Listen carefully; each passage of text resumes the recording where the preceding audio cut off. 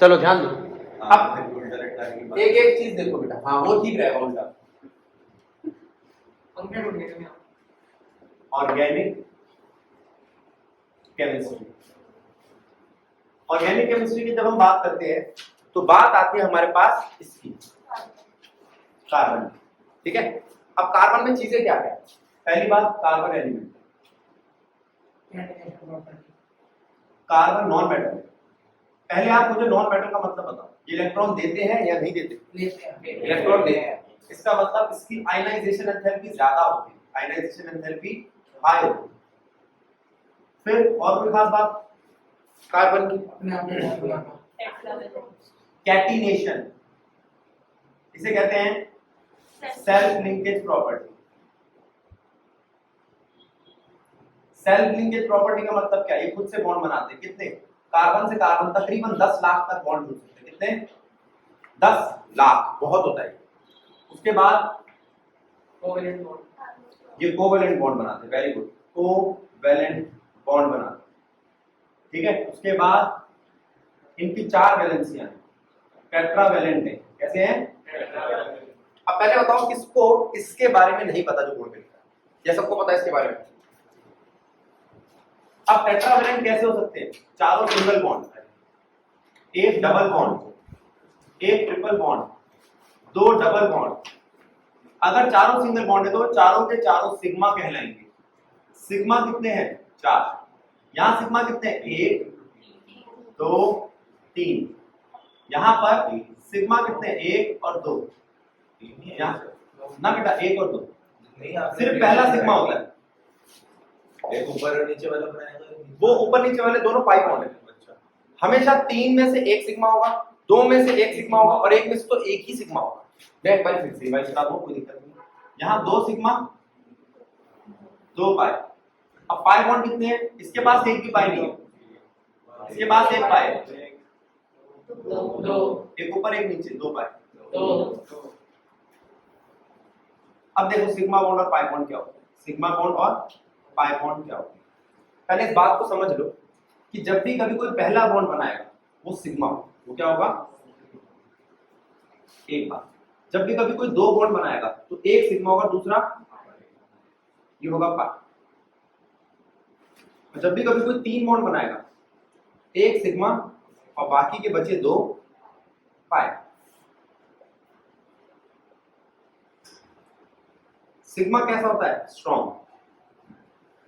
Sigma कैसा होता है? End to end. कैसा होता है? End to. पाई बॉन्ड कैसा होता है? वीक। वीक का मतलब साइड वे, साइडों से जुड़ा होता है। इन बातों को ध्यान रखोगे काम चलता रहेगा। फिर एक टॉपिक आया हाइब्रिडाइजेशन। अगर मैं 4 बॉन्ड की बात करूं तो चारों के चारों मिलकर बनते हैं 1s 3p। 3 की बात करूं तो 1s 2p। 2 की बात करूं तो 1s 1p। हाइब्रिडाइजेशन सिर्फ सिग्मा बॉन्ड की होती है, हाइब्रिडाइजेशन पाई बॉन्ड की नहीं होती। अब देखो यहां कितने सिग्मा बॉन्ड है? 4। 1s 1p 2p 3p। p कितने हो गए? कोई बच्चा ये पूछना चाहेगा कि s में सिर्फ एक ही क्यों आता है? क्योंकि s के पास सिर्फ एक ही ऑर्बिटल होता है। आपको पता होना चाहिए s के पास एक ऑर्बिटल होता है, p के पास 3 ऑर्बिटल होते हैं, px py pz। d के पास शाबाश 5 ऑर्बिटल होते हैं, dxy dyz dzx शाबाश। ऐसे ही f के पास 7 ऑर्बिटल होते हैं, 1 2 3 4 5 6। 1 2 3 4 5 6 7। इसको मैं एक्स वाई में नहीं बताता क्योंकि f की कोई शेप नहीं होती। ये रेगुलर शेप का नहीं है तो मैं उसको नाम कैसे, उसके एक्सिस नहीं है। क्या नहीं है? अब आपको ये बात समझ में आई? हाँ जी बेटा, z² है लास्ट में। ठीक है, ये बात समझ में आई? ठीक, कोई दिक्कत? अब आपसे मैं पूछूं हाइब्रिडाइजेशन क्या होती है, आप बता दोगे? क्या कार्बन 4 से ज्यादा हाइब्रिडाइजेशन नहीं दिखा सकता? क्या वो सिर्फ sp3 तक ही दिखा सकता है? हाँ, 1s और 3p, इससे ज्यादा हाइब्रिडाइजेशन नहीं दिखा सकता। कौन? कार्बन। अब इसके बाद अच्छा हमने कार्बन की बात कर ली, कार्बन के हाइब्रिडेशन की बात कर ली, single bond, double bond, triple bond की बात कर ली। ये सिंगल बॉन्ड अगर कोई बनवाना चाहे तो दिखता कैसा है, ठीक है? तो आपको पता होना चाहिए सिंगल बॉन्ड कुछ ऐसा दिखता है, कार्बन और कार्बन के बीच का सिंगल बॉन्ड,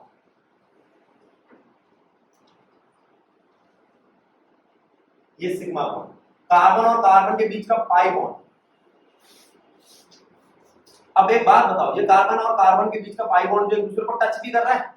नहीं, मतलब थोड़ा सा दूर है, और करेगा तो ऐसा रहेगा, ऐसा, तो ये स्ट्रांग होगा नहीं। और वो सिग्मा बॉन्ड वो स्ट्रांग होगा, उसमें रोटेशन भी पॉसिबल है, घूम भी सकता है, रोटेशन पॉसिबल है, इसमें रोटेशन पॉसिबल नहीं है। ये बात समझ आई? अब मुझे बताओ किसको ये बात समझ नहीं आई कि भैया मुझे समझ में नहीं आई, पता नहीं आप क्या बात कर रहे हो, तो हम बात करें फिर उससे अलग से। क्लियर है? ये पहला पार्ट था। अब इसके बाद बारी आती है ऑर्गेनिक की नेमिंग की, वो मैं कई बार कर चुका हूं तो उसको रिपीट करूं, आप कहो तो करो, ठीक है? ठीक है, ठीक है, चलो। अब अगर आज टाइम मिल गया तो फिर भी नेमिंग का मैं थोड़ा सा पार्ट आपको बता दूंगा, जल्दी से ब्रीफ में एक बार करा दूंगा। तो ये थी ये चीजें। अब हम बात करेंगे कार्बन कार्बन टूटता कैसे। कार्बन में डबल बॉन्ड और सिंगल बॉन्ड दोनों होते हैं, तो क्या डबल बॉन्ड को तोड़ना आसान है या सिंगल बॉन्ड को तोड़ना आसान है, ट्रिपल बॉन्ड को तोड़ना आसान है, वगैरह वगैरह, है ना? अब देखो,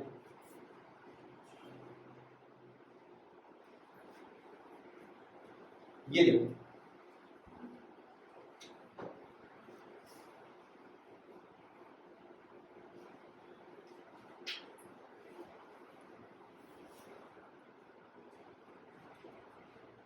कार्बन और कार्बन सिंगल बॉन्ड कहलाता है एल्केन। एल्केन का मतलब सैचुरेटेड हाइड्रोकार्बन। कार्बन और कार्बन का डबल बॉन्ड या ट्रिपल बॉन्ड कहलाते हैं एल्कीन और एल्काइन, और इन दोनों का ही मतलब है अनसैचुरेटेड हाइड्रोकार्बन। पहले इस बात को समझो, जो सैचुरेटेड नहीं है वो सैचुरेटेड होना चाहता है, वो सैचुरेटेड होना चाहता है। अगर चाहता है तो क्या चाहता है? आओ, अगर ये डबल बॉन्ड है, एक सिग्मा दूसरा पाई, पाई स्ट्रॉन्ग नहीं है, पाई स्ट्रॉन्ग, तोड़ दो। कैसे तोड़ दो? कोई आएगा अटैक करेगा इसके ऊपर, एक जगह ही चला जाएगा, एक जगह ही चला जाएगा, ठीक?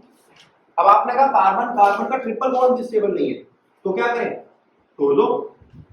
एक तोड़ा तो भी स्टेबल नहीं हुआ, तो एक और तोड़ दो। तो एक बात तो सही है, जो डबल बॉन्ड के साथ हो रहा है ट्रिपल बॉन्ड के साथ हो दो बार होगा। डबल बॉन्ड में एक बार एडिशन होता है, तो ट्रिपल बॉन्ड में दो बार एडिशन होगा। ये कोई मुश्किल चीज है? कोई दिक्कत, कोई परेशानी? अब बताओ, यहां तक बात क्लियर है? अगले पॉइंट पे जा सकते हैं? ठीक है। मैंने आपसे बात करी किस चीज की? इनको तोड़ने की, इनको जोड़ने की। फिर इसने कहा भैया आप तोड़ोगे जोड़ोगे समझ में आता है, वो तोड़ने वाला तोड़ेगा क्यों? उसको क्या मजा आ रहा है? क्या उनके पास कोई चार्ज है? क्या उनके पास कोई पोलैरिटी है? वगैरह वगैरह। अब उसकी बात करें तो सबसे पहली जो टर्म आती है वो ये आती है कि ये चार्ज क्या है और पोलैरिटी क्या है। क्या ये तो अलग बात है या एक ही बात है? देखते हैं, जरा इसको देखो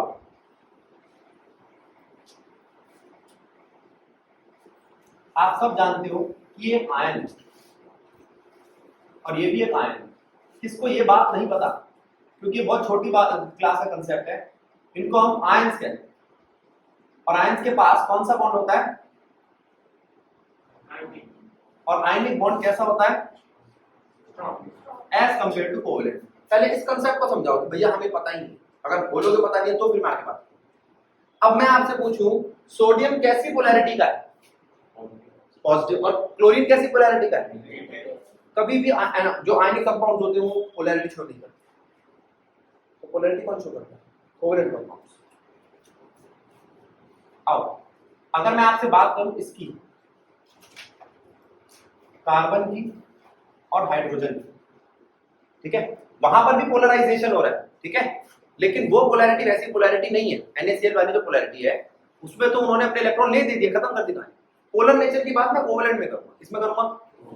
अब ये कैसा है? ये हाइड्रोजन है, ये कार्बन है। इसके पास कितने वैलेंस इलेक्ट्रॉन है और इसके पास कितने वैलेंस इलेक्ट्रॉन है? एक के पास 4 वैलेंस इलेक्ट्रॉन है, एक के पास 1 वैलेंस इलेक्ट्रॉन है। अब मैं तुमसे पूछूं दोनों में से कौन ज्यादा कौन ज्यादा नेगेटिव है और कौन ज्यादा पॉजिटिव है, तो आप कहोगे ये मोर इलेक्ट्रोनेगेटिव, तो इसके और ये लेस इलेक्ट्रोनेगेटिव। वहां पर एक मोर इलेक्ट्रोनेगेटिव लेस इलेक्ट्रोनेगेटिव की बात नहीं थी ना, वो तो साफ दिख रहा है, इसने दिया उसने दिया। यहां तो बांटा है, बांटने के बाद भी ये चैन से नहीं बैठे, किसी की तरफ ज्यादा है किसी की तरफ कम है। इस तरीके की चीज को हम क्या कहते हैं, इलेक्ट्रोनेगेटिविटी। क्या कहते हैं, क्या मतलब इलेक्ट्रोनेगेटिविटी का, tendency to share attract shared pair of electron, tendency to attract shared pair of electron towards its। तो ठीक है भाई, इस हिसाब से 4 वाला ज्यादा है 1 वाला कम। अब मैं आपसे पूछता हूं कार्बन क्या है, ज्यादा इलेक्ट्रोनेगेटिव या कम इलेक्ट्रोनेगेटिव, तो आप कहोगे भैया सेंटेंस ही कंप्लीट कीजिए। कार्बन ज्यादा कम तो किसी से कंपेयर किया जाएगा ना। अब आप कहोगे भैया हमें बताओ ना कौन कौन साथ में। अब बताओ क्या, कार्बन हाइड्रोजन के साथ क्या है, कम इलेक्ट्रोनेगेटिव या ज्यादा, कार्बन क्लोरीन के साथ क्या है, कम इलेक्ट्रोनेगेटिव या ज्यादा, कम। शाबाश, लेस इलेक्ट्रोनेगेटिव, या यूं कह सकते हो मोर इलेक्ट्रोपॉजिटिव। अब बोलो ये बात भी ठीक है, ये तो बात सबको पता होगी, अगर इलेक्ट्रोनेगेटिव कम है तो इलेक्ट्रोपॉजिटिव ज्यादा होगा। अच्छा, इसके पास कितने वैलेंस इलेक्ट्रॉन है, 4, इसके पास 7। तो आप एक बात ध्यान रखना, इलेक्ट्रोनेगेटिविटी मैग्नीट्यूड ऑफ चार्ज की कैसी है, डायरेक्टली या इनवर्सली, और वही इलेक्ट्रोनेगेटिविटी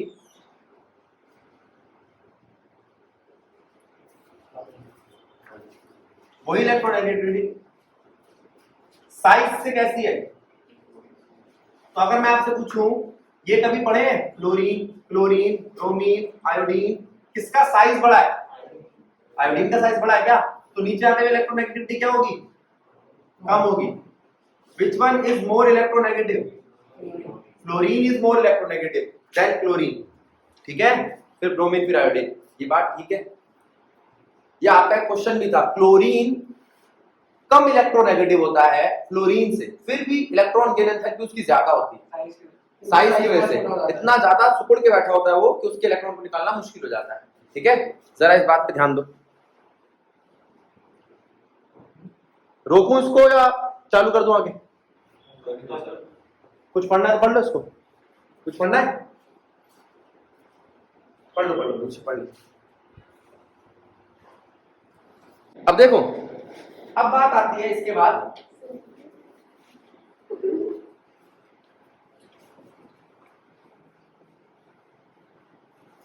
अब आप इस बात को जान चुके हो, ये जमा घटा पटा सब समझ में आ गया।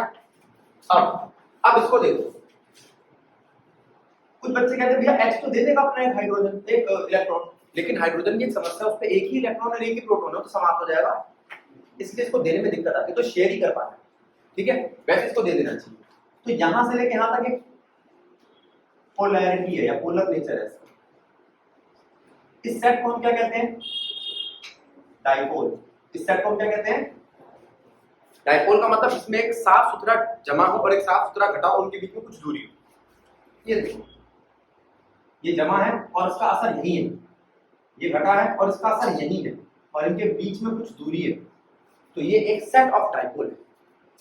It is a set of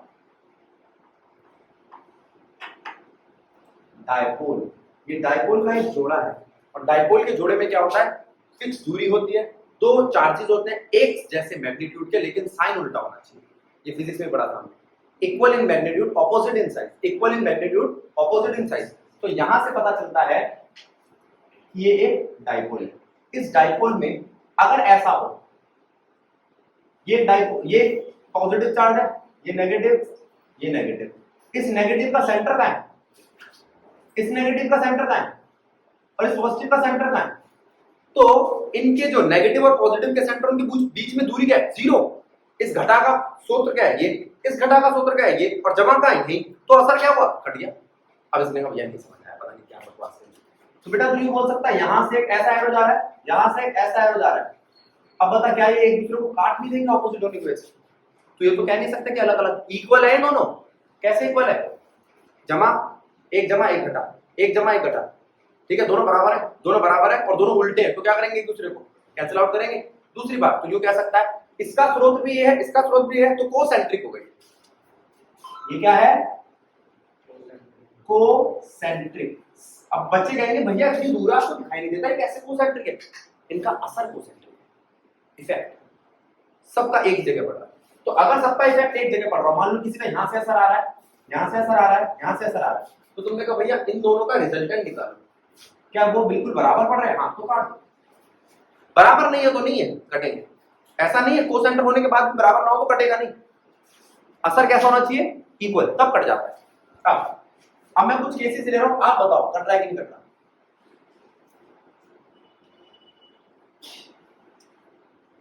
positive, ये 3 है, 7 7, तो इसका मतलब क्या हो गया ना, बीच वाला ज्यादा पॉजिटिव है, ये इधर दे रहा है, ये इधर दे रहा है, ये इधर दे रहा है, इन दोनों का रिजल्टेंट कहां आ रहा है? यहां। क्या ये इससे कट रहा है? बिल्कुल कट रहा है। NH3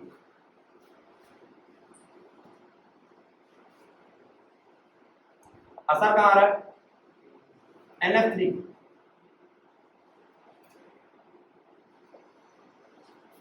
N से F की तरफ, N से F की तरफ, N से F की तरफ, नीचे जा रहा है पूरा रिजल्ट। इसका छोटा सा लोन पेयर का, इसमें भी छोटा सा लोन पेयर का, इसमें ऊपर जा रहा है। अब आप कहोगे भैया इनमें, इसमें भी एक ऊपर की तरफ भी जा रहा है सर, उसमें भी, तो दोनों में फर्क क्या है? इसमें थोड़ा सा असर ये कट करेगा, उसमें और भी जुड़ेगा, ये दोनों, ये लोन पेयर इसको जोड़कर और बड़ा कर देगा, और इसमें लोन पेयर ऊपर और ये नीचे तो थोड़ा कम करेगा। तो NH3 और NF3 में से NH3 का ज्यादा होगा dipole moment as compare to NF3। इस बात को समझिए। उत्कर्ष बात समझ में आई? बोल बेटा। यस। भविष्य बात समझ में आई?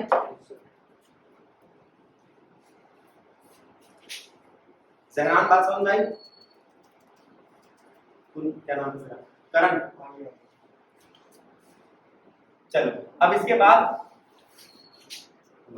याद आ गया, तो ये बात समझ में आ गई सारी। अब इसके बाद बारी आती है इसकी। क्या है ये? क्लोरीन। क्लोरीन ऐसा हो सकता है दोनों आधे आधे अपना अपना सामान लेके घर चले जाए। भैया 2 क्लोरीन थे, दोनों ने काम धंधा चालू किया, 7 इलेक्ट्रॉन लेके, ठीक है, काम चलाने, तो दोनों ने कहा चल भाई ठीक है कोई बात नहीं, आधा सामान लेकर चले जाते। आधा सामान लेकर गए तो कोई दिक्कत नहीं है, एक दूसरे पे डिपेंड थोड़ी करते हैं, जैसे पहले थे वैसे। अब ये कैसे रेडिकल्स हैं, फ्री है, एक दूसरे से आजाद है। लेकिन एक केस ऐसा भी है, फिर क्लोरीन क्लोरीन, 2 क्लोरीन, एक का माधव और एक का संयम। संयम भैया अगली चीज है, संयम माधव का सामान लेके चले तो माधव बेचारा पॉजिटिव हो गया, इलेक्ट्रॉन का मारा, तो इसको अपने इलेक्ट्रॉन अभी भी चाहिए, तो अभी किसकी इच्छा कर रहा है? इलेक्ट्रॉन की। तो इलेक्ट्रॉन लविंग को क्या कहते हैं? इलेक्ट्रोफाइल। वो इसके लेके भाग गया पैसे, अब वो पैसे कहीं लगाएगा, मतलब उसको अपना इलेक्ट्रॉन कहीं इन्वेस्ट करना है, तो उसको क्या कहते हैं? वो जमा की चीज को लॉक करेगा, न्यूक्लियोफाइल। मतलब बात ठीक है क्या? ठीक है, पैसे ठीक है तेरे? ठीक है, इतना शरीफ बच्चा है ना माधव। अब इलेक्ट्रोफाइल क्या होता है? Electron loving. इलेक्ट्रॉन लविंग क्या होता है? जो खुद पॉजिटिव, जो खुद, और इलेक्ट्रॉन लविंग क्या होता है? न्यूट्रल होता है, बट इलेक्ट्रॉन की कमी हो, क्या हो? डेफिशिएंट। ये ज्यादातर 13 ग्रुप के लौंडे होते हैं, 13 ग्रुप के मेंबर्स के कंपाउंड। बात को समझो। और पॉजिटिव तो आपको देखने से पता चल जाता है, ठीक है, पॉजिटिव का चार्ट तो देख के पता चल जाएगा। ये क्या होंगे? 13 ग्रुप के होंगे, न्यूट्रल तो है लेकिन इनके पास किसकी कमी है? इलेक्ट्रॉन्स की कमी है। ये बहुत इंपॉर्टेंट टॉपिक है, आप ये कह सकते हैं यहां से क्यूसी स्टार्ट।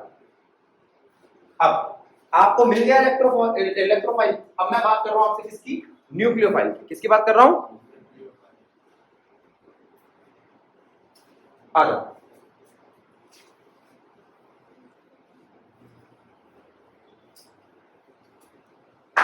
इलेक्ट्रोफाइल के बाद न्यूक्लियोफाइल। कैसे होते हैं खुद ये? खुद तो ये नेगेटिव होते हैं और कोई खासियत? न्यूट्रल हो सकते हैं, लेकिन इलेक्ट्रॉन एफिशिएंट, फालतू होने चाहिए। बहुत अच्छी बात होगी अगर हम इसको एक और नाम दे दें। इनके पास फालतू के इलेक्ट्रॉन होते हैं, लोन पेयर वाले। कौन? लोन पेयर वाले जनरली कौन होते हैं? ग्रुप 15, 16, 17 के मेंबर्स के कंपाउंड। एक और चीज है एम्बीडेंट। एम्बीडेंट एक ऐसा आइसोमर है जो जुड़ तो एक जगह ले सकता है एक वक्त में, जुड़ तो दो जगह सकता है, लेकिन एक जगह एक वक्त में ही जगह जुड़ता है। जैसे CN माइनस या NC माइनस, ये C से भी जुड़ सकता है और N से भी। इसका नाम है नाइट्राइल। और इसका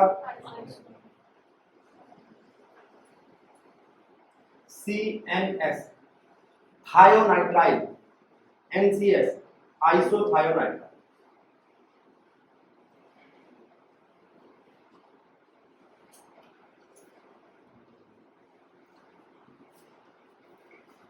बात को समझो। तो आपको दो तरीके के, तीन तरीके के न्यूक्लियोफाइल समझ में आए। न्यूक्लियोफाइल नेगेटिव होता है, इलेक्ट्रोफाइल पॉजिटिव होता है। न्यूक्लियोफाइल अगर न्यूट्रल हुआ तो उसके पास इलेक्ट्रॉन ज्यादा होने चाहिए, मतलब ऑन एन एवरेज फिर से थोड़ा सा नेगेटिव ही लगेगा। ये लोन पेयर वाले कैसे दिखते हैं जरा देखना। NH3, H2O, HF दिख रहे हैं आपको उनके पास फालतू के लोन पेयर। तो क्या ये अपने इलेक्ट्रॉन्स को देते हैं शेयर करने के लिए? एक एग्जांपल ले लेते हैं। ये आपका 11th में था, दो जगह पे है। लेसन नंबर 4 में जो हाइब्रिडाइजेशन बताता है, ये 15th ग्रुप का है और ये 13th ग्रुप का है। दोनों मिलेंगे तो क्या बनेगा? NH3.BCl। बात को समझो। इसने अपने ये लोन पेयर का भाई तू ले लिया, यूज कर ले, दिए नहीं अब हमेशा के लिए। नाइट्रोजन पहले कुछ ऐसा दिखता है,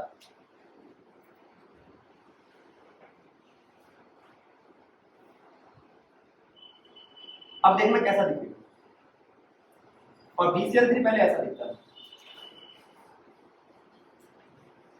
अब नाइट्रोजन कैसा दिखता है? उसको कोई फायदा? अरे BCl3 के साथ मिलने से इसका लोन पेयर चला गया। लोन पेयर समझते हो क्या होता है? परेशानी। खाली दिमाग शैतान का घर, खाली इलेक्ट्रॉन बर्बादी का घर। इनको परेशान करता है, चांस नहीं देता। इनका बॉन्ड लेंथ कम कर देता है, बॉन्ड लेंथ कम करता है, उनकी रिपल्शन बढ़ा देता है, इनको परेशान करता है। तो लोन पेयर हर कोई छोड़ना चाहता है, तो लोन पेयर इसने किसको दे दिया? BCl3 को। अब B कैसा दिखाई देगा आपको? B के पास पहले 3 Cl थे, अब भी 3 Cl है, लेकिन अब उसके पास एक NH3 भी है। तो क्या वो इस हाइब्रिडाइजेशन से खुश है क्या? पहले इसके पास कौन सी हाइब्रिडाइजेशन थी? sp3। sp3 हाइब्रिडाइजेशन अच्छी होती है sp2 से, क्योंकि sp2 हाइब्रिडाइजेशन में वो संतुष्ट नहीं है। उसके पास 8 इलेक्ट्रॉन नहीं है, उसके पास 6 है। 1 2 3 4 5 6। यहाँ संतुष्ट है, यहाँ ये संतुष्ट है, लेकिन इसके पास जो लोन पेयर है उससे परेशानी होती है इसको। यहाँ वो लोन पेयर सॉल्व हो गया, एक प्रॉब्लम रिजॉल्व। यहाँ पर लोन पेयर सॉल्व हुआ, दूसरी चीज क्या सॉल्व हुई? यहाँ पे 8 इलेक्ट्रॉन। अब ये सेटिस्फाइड नहीं समझ फर्क आया? बात को समझो, इस चीज को समझो और नोट करो बेटा। एक बार एक तो ये ठीक कर लो, यहाँ पे Cl नहीं है, H है। दूसरी बात ये कह रही है कि एम्बिडेंट होता क्या है? एम्बिडेंट एक ऐसा या आगे जाके लिगेंड के वर्ड में यूज होगा, या भी आप बोल लो ऐसा न्यूक्लियोफाइल जो दोनों जगह से जुड़ सकता है, लेकिन एक वक्त में एक ही जगह से जुड़ता है। ये डिपेंड करता है कि उसको जोड़ कौन रहा है। ठीक है, मैं यहां पर ही बताता हूं, जरा ध्यान देना, इस बात को समझो। इससे आपको एक टॉपिक भी समझ में आएगा और आपकी ही एनसीईआरटी का एक एग्जांपल भी हो जाएगा। पहले आप इसको देखो, ये क्या लिखा है? KCl ये है क्या? प्रीडोमिनेंटली आयनिक, पहले से आयनिक, प्रीडोमिनेंटली आयनिक। कौन? KCl। इसका मतलब K प्लस का है, Cl माइनस का है। तो Cl माइनस का है, वो दोनों जगहों से जुड़ सकता है। कहां से जुड़ सकता है? तो यहां पर बैठा है CH3Cl, तो CH3Cl को आप ऐसे लिखो पहले, CCl और 3H। ये कह रहा है कि भैया मैं ना इस Cl को हटा दूंगा, सब्स्टिट्यूट कर दूंगा। क्या कर दूंगा? हटा दूंगा, सब्स्टिट्यूट कर दूंगा। हटा दे भाई, और C के साथ जुड़ूंगा। तो मुझे आप बताओ C किसके साथ ज्यादा कंफर्टेबल है? अपने ही जैसे कार्बन के साथ या नाइट्रोजन के साथ? कार्बन के साथ हो, लेकिन यहाँ पर माइनर हो तो मेजर हो गए, कार्बन कार्बन बहुत ज्यादा जुड़ेंगे, और थोड़ा सा अगर जुड़ेगा भी इस फॉर्म में तो वो होगा 1-2% माइनर होगा। तो इसका मतलब ये प्रोडक्ट इसका नहीं होना चाहिए। क्यों ये C के साथ खुश है? क्योंकि C और C में सिमेट्री है, C और N में सिमेट्री है। अच्छा, दूसरा CH3Cl अब किसके साथ जुड़ रहा है? AgCl। AgCl प्रीडोमिनेंटली क्या है? कोवेलेंट। क्या है? पहले से कोवेलेंट। तो आप ये कह सकते हो भैया ये तो कोवेलेंट है, तो Cn नहीं मिलेगा आपको, Cn माइनस नहीं मिलेगा, तो क्या मिलेगा? खाली C। अब Cn क्यों अटैक करेगा भाई? ना C को जरूरत ना N को, तो तुम कहोगे N को जरूरत है, उसकी लोन पेयर। तो ये लोन पेयर जो है ये जाके इस पे अटैक करेगा। तो कार्बन किससे जुड़ेगा? नाइट्रोजन से, क्योंकि उसके पास क्या है? Lone pair. अगर ये जुड़ा तो क्या बनेगा? ये जुड़ा तो क्या बनेगा? तो क्या Cn दोनों जगहों से जुड़ सकता है? हाँ, इसी को तो कहते हैं वो एम्बिडेंट नेचर। कैसे नेचर का है? एम्बिडेंट। और एम्बिडेंट जो होते हैं वो न्यूक्लियोफाइल होते हैं, चाहे वो न्यूट्रल हो या ना हो, चाहे वो नेगेटिव हो पॉजिटिव हो। एम्बिडेंट जो होते हैं वो क्या होते हैं? न्यूक्लियोफाइल। क्या होते हैं बेटा? न्यूक्लियोफाइल मतलब न्यूक्लियस लविंग। न्यूक्लियस लविंग मतलब जो चाहता है जमा को, जो जमा को चाहता है वो कैसा होना चाहिए? घटाकार या नेगेटिव पोलैरिटी का। पोलैरिटी का मतलब क्या होता है? Polar nature. पोलर नेचर का मतलब क्या होता है? जो आयनिक ना हो, शेयरिंग कर रहा हो, लेकिन दोनों की शेयरिंग में एक ताकतवर और एक कमजोर। ताकतवर वाला यानी कि ज्यादा नेगेटिव, मोर इलेक्ट्रोनेगेटिव, कम ताकत वाला लेस इलेक्ट्रोनेगेटिव। इसका उल्टा, जो ज्यादा इलेक्ट्रोनेगेटिव हो वो कम इलेक्ट्रोपॉजिटिव है, जो कम इलेक्ट्रोनेगेटिव हो वो ज्यादा इलेक्ट्रोपॉजिटिव है। अब बना कंसेप्ट। तो अब आपको पता चल गया फ्री रेडिकल क्या होते हैं, न्यूक्लियोफाइल क्या होते हैं, इलेक्ट्रोफाइल क्या होते हैं। अच्छा, अब फिर से मैं पूछ रहा हूं आपसे, ये मैं पूछ रहा हूं माही से। माही ये दोनों कैसे हैं? सिर्फ माही बोलेंगे। ये दोनों कैसे हैं? Free radicals. क्या है ये? अब एक ने दिया और एक ने लिया, देने वाला क्या है? इलेक्ट्रोफाइल, और लेने वाला नहीं समझ आया, बस खत्म। हमें इलेक्ट्रोफाइल समझ आ गया, हमें न्यूक्लियोफाइल समझ में आ गया, हमें फ्री रेडिकल समझ में आ गया। अब बारी आती है कि क्या इन पर किसी चीज का असर पड़ता है? इन चीजों पर किसी चीज का असर पड़ता है? हाँ, उन्हें बोलते हैं इफेक्ट्स। उससे पहले एक बार हम ये और देख लिए, जो हम एरो बना रहे हैं इनका नाम क्या है? Cleavage, homolytic cleavage. एक जैसा टूटना, बराबर बराबर, आधा इधर आधे इधर, यह होमोलिटिक क्लीवेज। एक है हेट्रोलिटिक क्लीवेज। हेट्रोलिटिक का मतलब बराबर ना टूटना। एक के पास कमी पड़ गई, एक पे ज्यादा। होमोलिटिक क्लीवेज, हेट्रोलिटिक क्लीवेज समझ में आया? ठीक है, बराबर का टूटना समझ में आया? ठीक है। अब बारी आती है आपके एक और पॉइंट की, वो है ये तीन चीजें खुली चेन, 1 2 3 4 5 6 कार्बन। कितने कार्बन है? 6 कार्बन। बंद चेन और एक रेजोनेंस करने वाली चेन। कौन ज्यादा स्टेबल है? तो अगर कोई आपसे पूछे स्टेबिलिटी, तो आपको एक ही जवाब देना है। कोई पूछे which one is more stable, ये, उससे कम ये, और सबसे कम ये। वन चेन भी ज्यादा स्टेबल होती है। ये जितने साइक्लिक कंपाउंड्स होते हैं ये ज्यादा स्टेबल होते हैं। क्या होते हैं? ज्यादा स्टेबल होते हैं। और जो ज्यादा स्टेबल है वो आसानी से टूटेगा नहीं। एक जवाब दिया भी स्टेबिलिटी। अभी और बात करूंगा उन बातों को करने से पहले मैं उठा रहा हूं टॉपिक, नाम क्या है? इफेक्ट्स। इफेक्ट का मतलब क्या होता है? असर। किस चीज का असर, कैसा इफेक्ट, कैसा असर, सोचने वाली बात है ना। तो जरा देखना, इंडक्शन इफेक्ट। मैं नाम का मतलब बता रहा हूं, बिना छुए। इंडक्शन का मतलब बिना छुए जो असर जा रहा है, ठीक है। अब इसमें एक बात आई, ये सिग्मा बॉन्डेड होने जरूरी है। सिग्मा बॉन्डेड कार्बन एटम पर लगता है इंडक्शन इफेक्ट। और different electronegativity, different electronegativity, then carbon atom. Carbon atom से अलग इलेक्ट्रोनेगेटिविटी होती है, अपना असर छोड़ते हैं और ज्यादा लंबा नहीं होता, 2 या 3 तक जाता है। ये डिफरेंट इलेक्ट्रोनेगेटिविटी वाला, ये डिफरेंट इलेक्ट्रोनेगेटिविटी वाला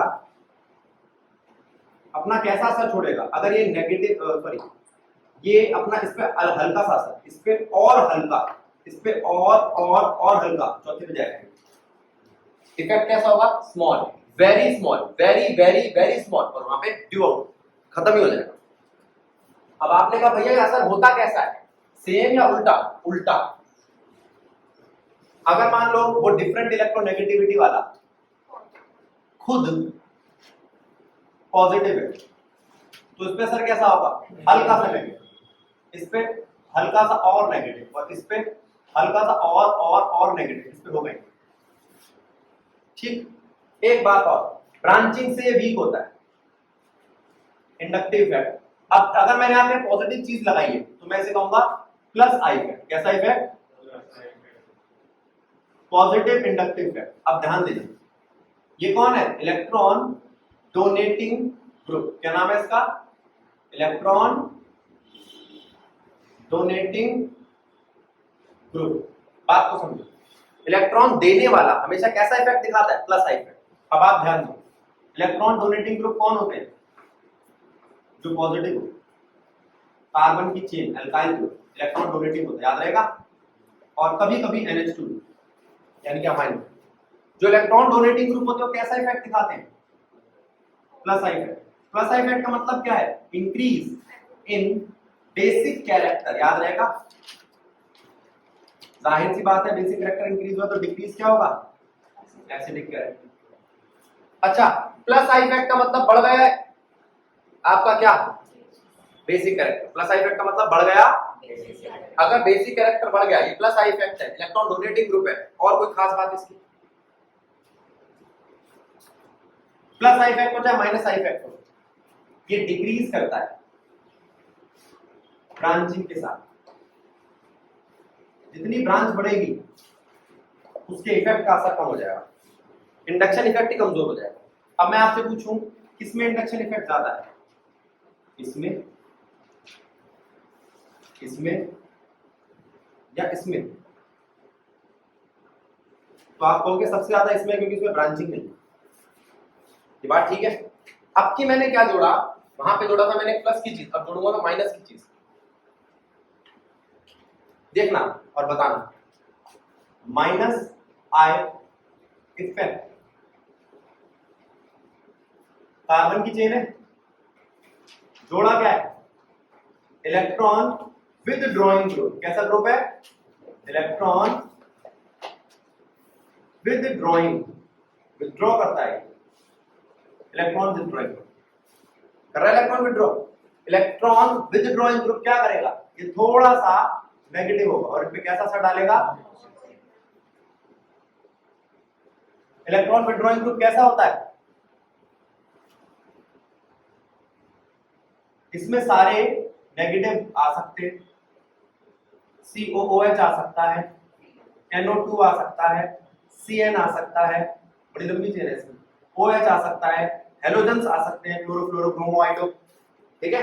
ये सब इलेक्ट्रॉन विथड्रॉइंग ग्रुप क्या करता है?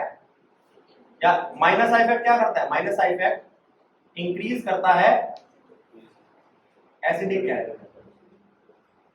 इलेक्ट्रॉन विड्रॉइंग ग्रुप इंक्रीज करता है माइनस आई इफेक्ट, और माइनस आई इफेक्ट इंक्रीज करता है एसिडिक कैरेक्टर, और डिक्रीज करता है बेसिक कैरेक्टर। याद रखना, माइनस आई इफेक्ट का मतलब electron withdrawing group, electron withdrawing group का मतलब increase acidic character. Plus I effect का मतलब electron donating group, electron donating group का मतलब डिक्रीज। समझ आया? ये है आई इफेक्ट, इसको नोट करो।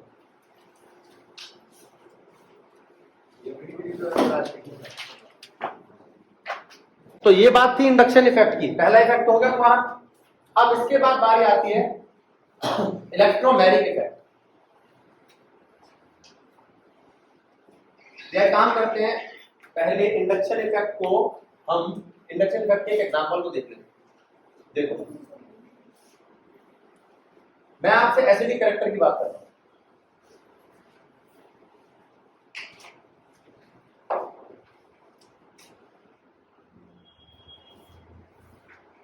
एसिडिक कैरेक्टर का इंक्रीजिंग ऑर्डर मैं अरेंज करूं। पहले आप देख लो है क्या। चारों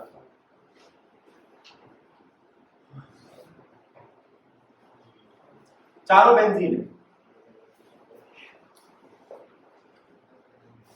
चारों के पास एक OH। तो अरेंज करने का मतलब है उनमें डिफरेंस निकालना, कोई डिफरेंस तो है नहीं। अगर मैं एक को दूं CH3, पहली बता दूं CH3 क्या है? Electron donating group. एक को दूं OCH3, ये भी इलेक्ट्रॉन डोनेटिंग ग्रुप। अब तो दो इलेक्ट्रॉन डोनेटिंग ग्रुप हो गए। और electron donating group acidic character घटाता है, बढ़ाता नहीं है। एक को दे दूं NO2, ये इलेक्ट्रॉन विथड्रॉइंग ग्रुप है। एक को दे दूं दो इलेक्ट्रॉन विथड्रॉइंग ग्रुप CN, यानी कि नाइट्राइल। अब मैं आपसे पूछता हूं, किसके पास ज्यादा एसिडिक कैरेक्टर है? लास्ट वाले के पास। अच्छा, इसको देखने के लिए मैं एक तरीका अपना लूं, जितना इलेक्ट्रॉन डोनेटिंग ग्रुप उतना प्लस, जितना इलेक्ट्रॉन विड्रॉइंग ग्रुप उतना माइनस। इसके पास कितने प्लस है? एक। इसके पास दो। इसके पास एक माइनस, इसके पास दो माइनस, इसके पास 0। ठीक, अगर मैं इनको नंबर देता हूं, माही बात समझ में आई? अगर मैं इनको नंबर देता हूं 1 2 3 3 4 5, तो सबसे ज्यादा ताकतवर 5 है और सबसे कमजोर कौन है? 4। उससे ज्यादा ताकतवर फर्स्ट, उससे ज्यादा ताकतवर थर्ड, उससे ज्यादा ताकतवर सेकंड, और सबसे ज्यादा ताकतवर फिफ्थ। ये है इनका ऑर्डर। माही समझ आया? 2 मिनट लगा के और समझ लेंगे, इतने में और बातें बना।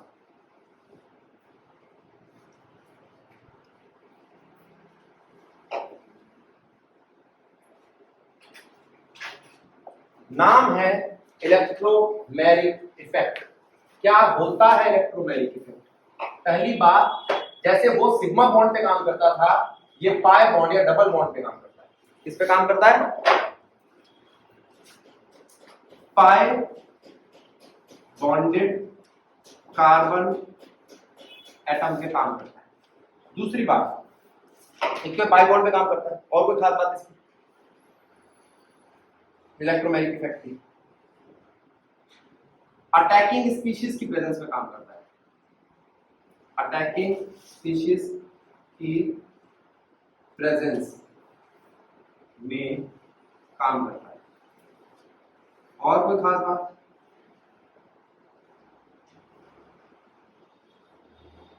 अब एक बार देखते हैं।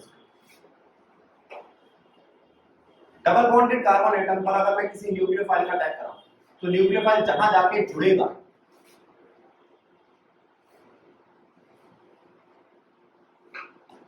दूसरे वाले को अपना चार्ज दे देगा। क्या दे देगा? अब आपने कहा हाँ, ये बोल दिया आपने और हमने मान लिया, प्रूव करके दिखाओ। तो काम करते हैं, हम इस बॉन्ड को, डबल बॉन्ड को ऐसे इलेक्ट्रॉन की फॉर्म में दिखा देते हैं। अब अब न्यूक्लियोफाइल यहां आया, न्यूक्लियोफाइल अपने साथ एक फालतू का इलेक्ट्रॉन लाया था ना, उस फालतू के इलेक्ट्रॉन के साथ वो पूरा का पूरा बॉन्ड बना लेगा ना, तो क्या उसको ये दोनों इलेक्ट्रॉन चाहिए? नहीं चाहिए। वो कहेगा भाई अपना इलेक्ट्रॉन अपने पास रख, वो कहेगा ठीक है रख लिया, तो मेरा भी इलेक्ट्रॉन तो अपने पास ही रख, या इस वाले इलेक्ट्रॉन का यूज करेगा, इसका यूज करेगा, इसका यूज करेगा, इसका यूज करेगा और इसका यूज करेगा और एक बॉन्ड बनाएगा। ये किसका इलेक्ट्रॉन है? इस कार्बन का। और ये किसका इलेक्ट्रॉन है? न्यूक्लियोफाइल का। किसका इलेक्ट्रॉन कहां है? इसका इलेक्ट्रॉन कहां रहेगा? ये रहा ना वो इलेक्ट्रॉन। अब पता चला माइनस क्यों आया, क्योंकि जो इलेक्ट्रॉन पहले बॉन्ड बनाने में बिजी था अब उसका बॉन्ड टूट गया, वो खाली बैठा है, तो नेगेटिव चार्ज से दिखाऊंगा उसको। अब आप मुझे बताओ, मैं इसको प्लस ई इफेक्ट कह दूं, पॉजिटिव इलेक्ट्रोमैग्नेटिक इफेक्ट, दूसरा नेगेटिव इलेक्ट्रोमैग्नेटिक इफेक्ट, तो ये अनस्टेबल हो जाएगा, तो फिर ये सब करेगा ही क्यों? इसका मतलब इसका भी एक अटैक होना और बाकी, दो अटैक हो गए, अब कोई पॉजिटिव चीज नहीं करेगी इसका अटैक, ठीक है, बिल्कुल सही बात है, अनस्टेबल हो जाएगा, क्यों करेगा ऐसा? अब देख कोई आया है ऐसा, ये था न्यूक्लियोफाइल, अब कोई ऐसा आया जो है इलेक्ट्रोफाइल, क्या है? इलेक्ट्रोफाइल आके अटैक करेगा, करने दो, वो जब अटैक करेगा तो इसके पास ऐसा होगा, मैंने अभी क्या बताया था, जहां न्यूक्लियोफाइल जुड़ेगा उसके दूसरे वाले पे चार्ज आएगा, तो वैसे जहां इलेक्ट्रोफाइल जुड़ेगा उसके दूसरे वाले पे चार्ज आएगा। अब फिर तुम्हें पूछना चाहिए क्यों हुआ ऐसा, तो देख लेते हैं भाई, ये दो इलेक्ट्रॉन थे, कितने थे? ये कह रहा भाई मेरे पास कुछ नहीं है, गरीब आदमी, तो उसने कहा एक काम कर, मैं यहां आ रहा हूं तेरे साथ बॉन्ड बनाने, तो साथ वाले को भी, जो अपना तो इलेक्ट्रॉन ले, मुझे भी इसका इलेक्ट्रॉन दिलवा दे, तभी हमारा बॉन्ड बन पाएगा, क्योंकि इलेक्ट्रॉन बनाने के लिए तो दो ही इलेक्ट्रॉन चाहिए बॉन्ड बनाने के लिए, एक इसका और एक इस बाजू वाले का। उसका क्या कसूर था? उसका तो कमी हो गई, उसको तो मजबूरी में देना पड़ा, जब उसने दिया तो उसके पास इलेक्ट्रॉन क्या हो गई? कमी, इसलिए उसके ऊपर चार्ज कैसा आ गया? पॉजिटिव। बात ठीक है गलत? समझ में आ रहा है? भविष्य फैजान, क्या नाम था? जुनैद, समझ आया? उत्कर्ष समझ में आया? समझ में आ गया? चलें आगे, जरा इसको समझो फिर मैं आगे बढ़ता हूं।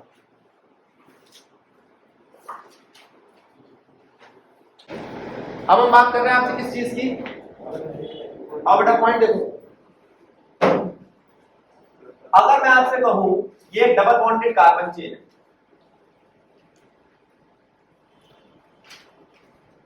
सिर्फ डबल बॉन्ड वालों के हाइड्रोजन गिनो, एक के पास दो हाइड्रोजन है, एक के पास एक हाइड्रोजन, और इनको मैं दे क्या रहा हूं?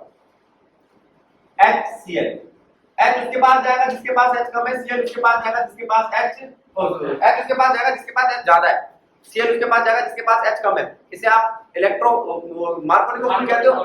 ये जो मार्कोनिको फ्लूइड है ना, ये इलेक्ट्रोमैग्नेटिक इफेक्ट ही है। क्यों?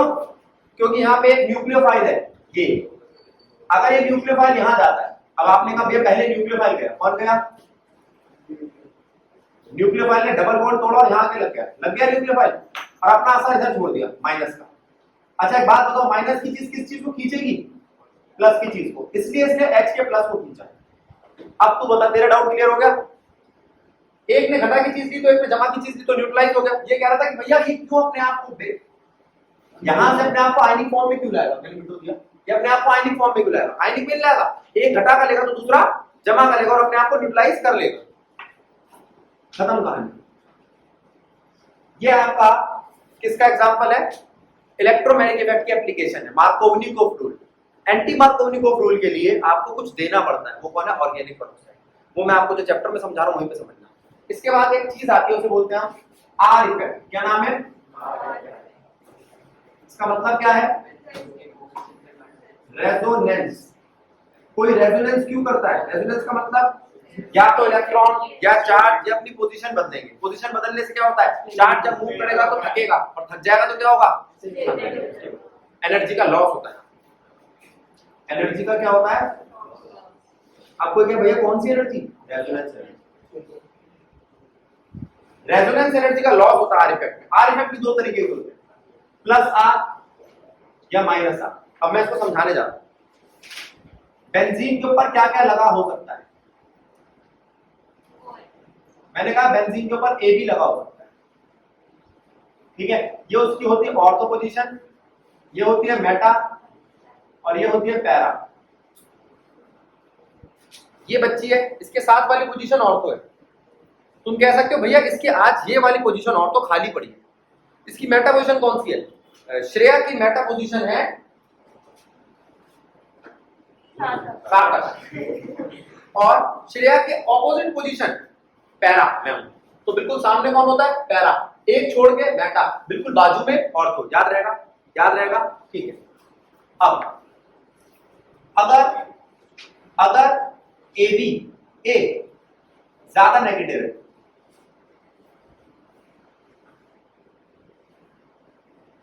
B से, अगर ये ज्यादा इलेक्ट्रोनेगेटिव है B से, तो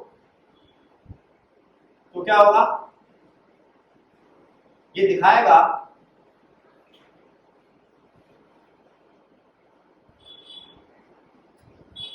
प्लस आर इफेक्ट। कैसा इफेक्ट दिखाएगा? Plus R effect. चलो भैया प्लस आर इफेक्ट दिखाएगा, तो प्लस आर इफेक्ट वाले कैसे होते हैं? प्लस आर इफेक्ट का मतलब होता है ऑर्थो पैरा डायरेक्टिंग। किसके लिए? For electrophile. अब कुछ बच्चे कहते हैं हमेशा इलेक्ट्रोफाइल अटैक करता है क्या बेंजीन पे? क्योंकि बेंजीन खुद न्यूक्लियोफाइल या इलेक्ट्रॉन विथड्रॉइंग ग्रुप का है, ये न्यूक्लियोफाइल। तो उस पर अटैक करने वाला कौन होगा? इलेक्ट्रॉन डोनेटिंग नेचर का। ठीक है, अच्छा ये बात समझ में आई? इलेक्ट्रोफाइल अटैक क्यों करता है? क्योंकि इलेक्ट्रॉन विथड्रॉइंग नेचर का। आगे अगर ऐसा हुआ B ज्यादा इलेक्ट्रोनेगेटिव हो,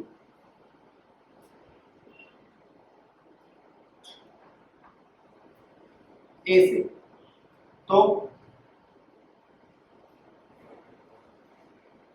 वो दिखाएगा माइनस आर इफेक्ट। कैसा इफेक्ट? और माइनस आर इफेक्ट का मतलब है मेटा डायरेक्टिंग, और मेटा डायरेक्टिंग का मतलब क्या है? मेटा डायरेक्टिंग किसके लिए? फिर इलेक्ट्रोफाइल। खत्म कहानी। अब जरा देखो बेंजीन के ऊपर लगा क्या है? क्लोरीन।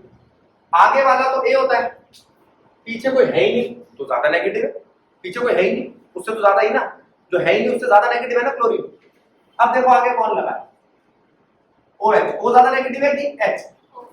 हाँ, A ज्यादा नेगेटिव है। अब NH2 में से N ज्यादा नेगेटिव है कि H? ठीक है, उत्कर्ष कह रहा पता नहीं भैया क्या बोलते रहते, कौन ज्यादा नेगेटिव, कब कैसे नेगेटिव? बेटा इसके पास 7 इलेक्ट्रॉन है, इसके पीछे कोई नहीं है, 0 इलेक्ट्रॉन, तो ये ज्यादा नेगेटिव है, A ज्यादा नेगेटिव।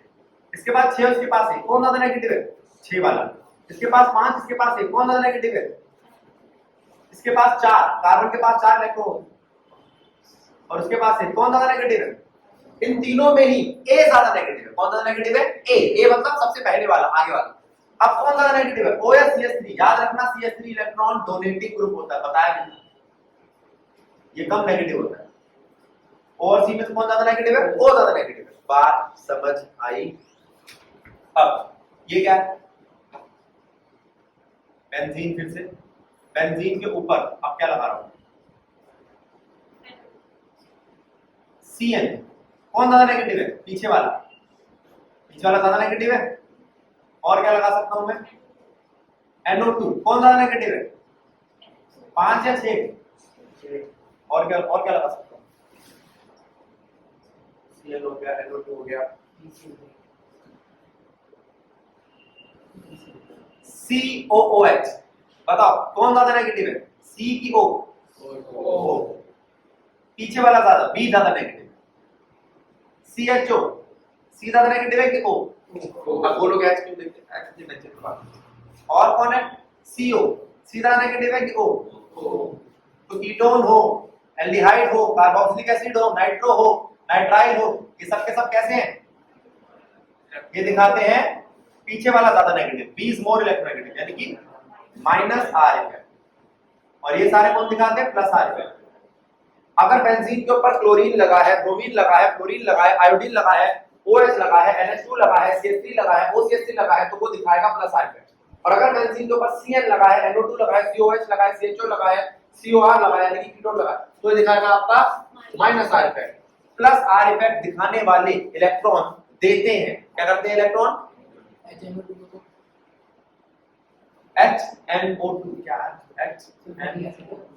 ये कैसे लग जाएगा? कुछ स्टेबल इसको लगा दो, ऊपर घिया चने की दाल लगा दो, कुछ भी लगाया था, कुछ लगा दो, 2 जोड़ी जूते लगा दो, इलेक्ट्रॉन है। अब आपसे कोई पूछे ये इलेक्ट्रॉन इधर आना चाहता है तो ये इलेक्ट्रॉन इधर शिफ्ट हो जाएगा, इसे कहते हैं इसका मैकेनिज्म।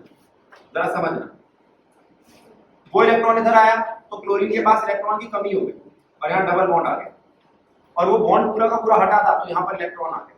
ये स्टेबल है, ये कहेगा भाई मैं इधर आऊंगा, तू हट यहाँ से। तो हो पता क्या रहा है, एक बॉन्ड, एक इलेक्ट्रॉन आता है, एक बॉन्ड हटता है, एक इलेक्ट्रॉन आता है, एक बॉन्ड हटता है, एक इलेक्ट्रॉन आता है, एक बॉन्ड हटता है। ये फिर से रिपीट होगा, वो बॉन्ड इधर तैयार हो चुका है।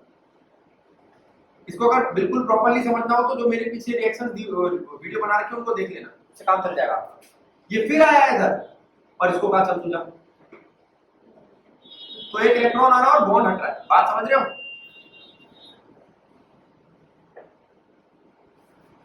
समझ रहे हो? तो अगला, ये इलेक्ट्रॉन इधर आएगा और ये वापस जाएगा।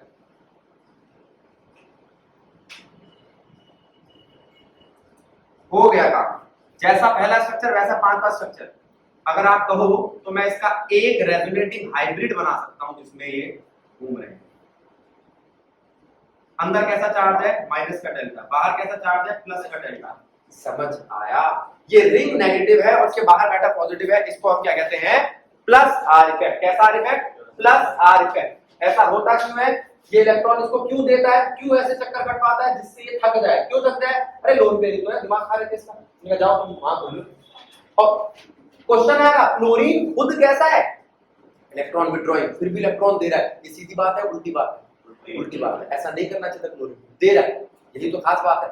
वो इलेक्ट्रॉन इसलिए ले रहा है जिससे रेजोनेंस हो, और उसमें रेजोनेंस हो रहा है।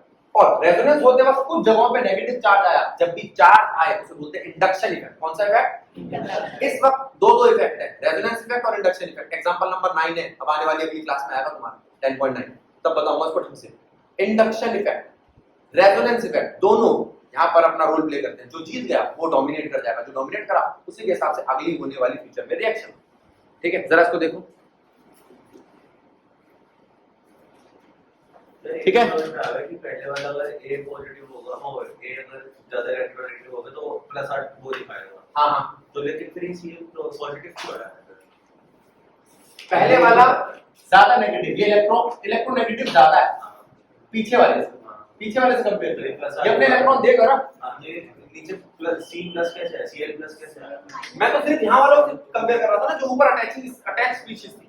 ए भी बाहर बैठा है, मैं कार्बन से कंपेयर नहीं कर रहा, मैं बेंजीन की चेन से थोड़ी कंपेयर कर रहा हूँ।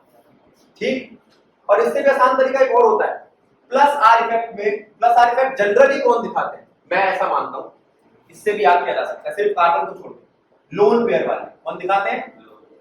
इससे आपको याद रहेगा बहुत आसानी से। प्लस आर इफेक्ट कौन दिखाते हैं? लोन पेयर वाले। और माइनस आर इफेक्ट कौन दिखाते हैं? मल्टीपल बॉन्ड वाले। कौन? अब तू कभी गलती नहीं करेगा, इन सब के पास मल्टीपल बॉन्ड है। Cn के पास ट्रिपल बॉन्ड है, NO2 के पास डबल बॉन्ड है, OH के पास डबल बॉन्ड है, इस पे डबल बॉन्ड है, उस पे डबल बॉन्ड है, सब अब हमेशा याद रहेगा। लेकिन ये कोई कॉन्सेप्ट नहीं है, तुक्का है। ठीक है, ऐसा आप कॉन्सेप्ट थोड़ी कहोगे। अब जरा ध्यान दो, हाँ ये कॉम्प्लीमेंट्री, वो एक बोर्ड का वो इतना रहता था ना, वो बात करता पक्का। माइनस आर इफेक्ट में आप ये कह सकते हो कि बेंजीन के ऊपर लगा हुआ है कोई ऐसा जो इलेक्ट्रॉन को खींच रहा है। अब आप कहोगे क्या मतलब है, क्यों खींच रहा है? उसके पास बेटा मल्टीपल बॉन्ड है, वो पता क्या करेगा? ये मल्टीपल बॉन्ड को नाइट्रोजन अपनी तरफ खींचेगा और ये अपनी तरफ इसको खींचेगा, तो मल्टीपल बॉन्ड खींच रहा है, तो वो अपने आप को नेगेटिव बनाना चाहता है। हाँ, फिर कहोगे क्यों बनाना चाहता है? अच्छा खासा चुपचाप बैठा है। ध्रुव कहेगा भैया जो चीज स्टेबल होती है क्यों परेशान रहती है? ध्रुव तेरी जॉब लग गई 25,000 की, तूने कहा भैया स्टेबल, लेकिन 30,000 बोलते टूटेगा नहीं टूटेगा, है ना? अब इसने कहा नहीं दूर है, बैठ जा, 35 भी तो टूटेगा, बैठ जा, मैं इतनी टेंशन की बात 50 टूट गया। भैया झल्लू में बुला लो, क्यों? स्टेबिलिटी चाहिए भाई, पैसा ही पैसा, हर किसी को चाहिए। सबको चाहिए हो, तो वही इनको स्टेबिलिटी चाहिए। हमारा तो पैसा चाहिए, इनको स्टेबिलिटी। और रेजोनेंस स्टेबिलिटी इनके लिए बहुत बड़ी होती है, भगवान होगा उनके लिए। अब ये इधर जाएगा,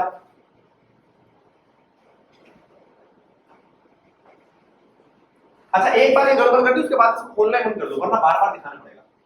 तो हम क्या करते हैं, खाओ बात दबाओ, टाइम बचेगा।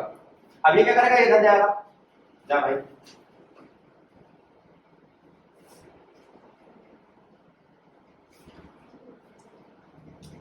अब ये वापस इधर आ जाएगा और ये इलेक्ट्रॉन वापस आ जाएगा।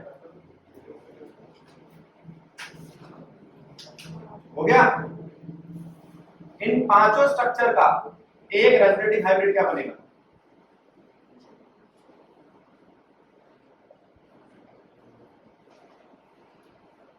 बाहर माइनस डेल्टा, अंदर प्लस डेल्टा, 3 जगहों पे पॉजिटिव चार्ज, खत्म। हाइपर कॉन्जुगेशन नहीं कराया मैंने आज आपको, वो मैं कराऊंगा नेक्स्ट क्लास।